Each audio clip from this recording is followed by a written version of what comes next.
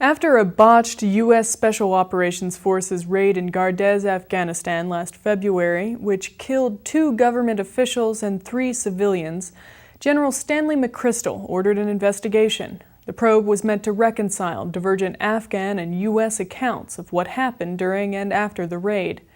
Originally, U.S. investigators had failed to interview any eyewitnesses, prompting accusations of a cover-up.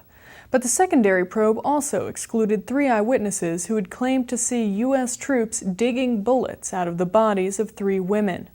According to Interpress Service, the failure to interview key eyewitnesses, along with the refusal to make public any of the investigation's findings, continued a pattern of behavior by McChrystal's command of denying that the unit had begun a cover-up of the killings immediately after the raid.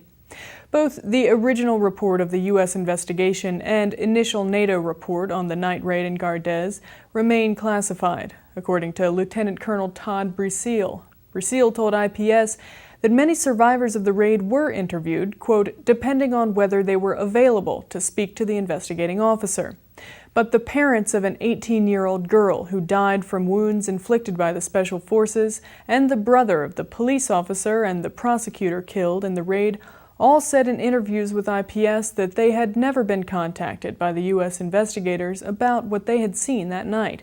All 3 gave testimony to the Afghan investigators.